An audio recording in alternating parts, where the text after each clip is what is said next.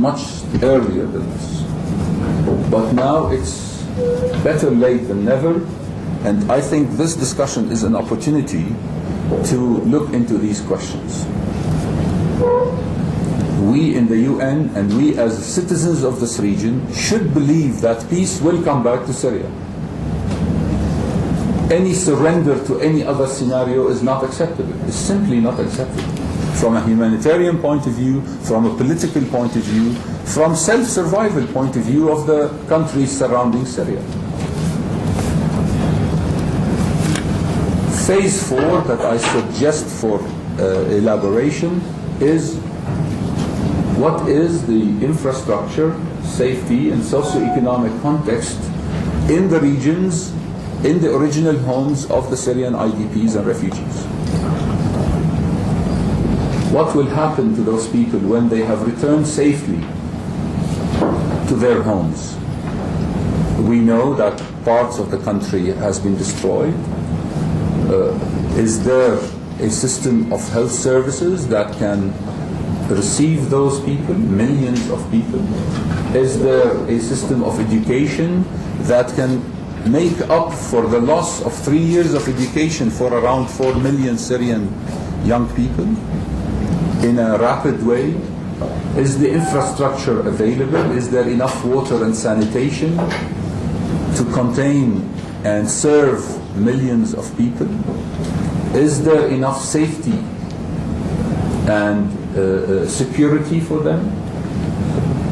One can only imagine, as a small example, the thousands of non-exploded ordnances in the rubble in the streets of Syrian cities.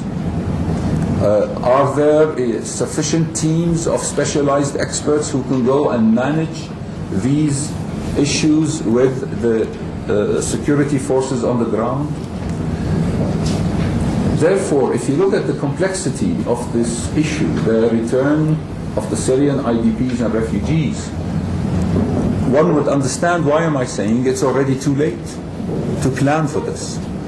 Plan, coordinate, strategize, mobilize resources, prepare these resources, build capacities for people who will implement those strategies, mobilize the human resources necessary on the ground inside Syria and in the host countries. So, I believe based on this view of how should the issue of Syrian refugees be dealt with, and I have not even started talking about the political aspects of the return of the Syrian refugees. This is only, as His Excellency said, this is only the technical dimensions of the return of Syrian refugees. So I think this study is an excellent start. We definitely need more. And we in ESCWA are already, as you may be aware, engaged in a large project called the National Agenda for the Future of Syria, where hundreds of Syrian experts are working with us to plan a vision for the country. And these experts come from all sides of the conflict. We have the government, and we have the civil society, and we have the professionals, and everybody is working with us to chart a course for Syria in the future, a detailed vision for 2025, the cost of rebuilding the country, the options and the choices that the country is facing, and in the middle and at the heart of all of this is, of course, the question of return of Syrians to their homes. I finally want to close with what I started with. If Syrian IDPs and refugees don't go back home, and I insist on that word, go back to their original homes, there will not be a Syria as we know it. The Syria that we knew will not be there.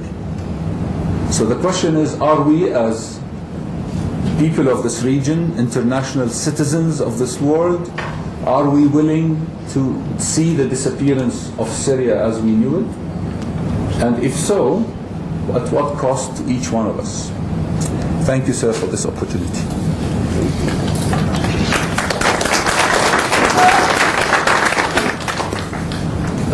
I am more than grateful to you for Your Excellency for this very thoughtful and heartfelt presentation. It's indeed a learning process for me. Every time I am with you, I learn, and I learn your wisdom and the spirit with which your wisdom operates. It's both a combination of the spirit and the wisdom, and I am grateful to you for giving us this start.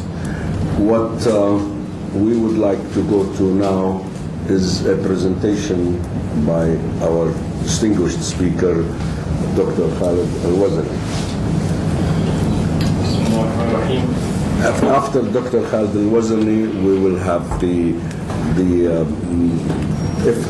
depending on what the time His Excellency the Minister arrives, Iman Abu Atta will present the terms of reference of the study we are undertaking, and Her Excellency Simona will present some of her comments and contributions.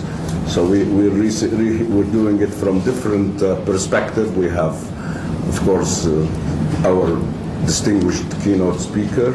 We have a Jordanian perspective. We have a civil society perspective and a United Nations perspective.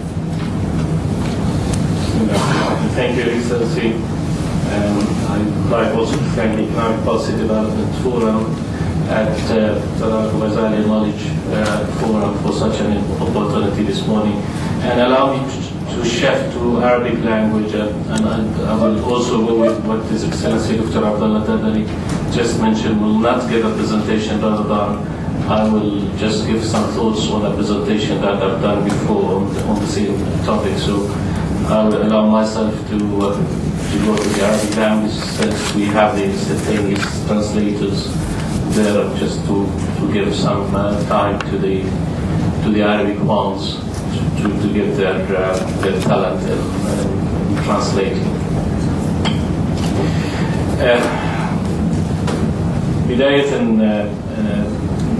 أثني على ما تفضل فيه الدكتور طلال أبو-غزالي من الشكر والتقدير لمعالي الدكتور عبد الله الدادري الذي عرفته بشكل شخصي وفي إطار رسمي أيضا كأحد الفاعلين الرسميين والاقتصاديين الذين يتعاملون مع الشأن الاقتصادي السوري دائما خارج الإطار، إذا صح التعبير، out of the box، بطريقة حقيقة كنت شخصيا أدهش بها في طريقة إدارة الأمور وحبه الكبير لسوريا وللوطن العربي. فكل الشكر والتقدير لاستضافة هذه الشخصية الطيبة الكريمة التي نعتز بها ونفتخر بمعرفتها. موضوع الآثار الاقتصادية والاجتماعية للاجئين السوريين قضية مهمة سأبني عليها ما أقدمه في إطارين. الإطار الأول دراسة كنت أعديتها للمجلس الاقتصادي والاجتماعي في بداية العام الماضي حول الآثار الاقتصادية والاجتماعية للاجئين السوريين، وإطار جديد هو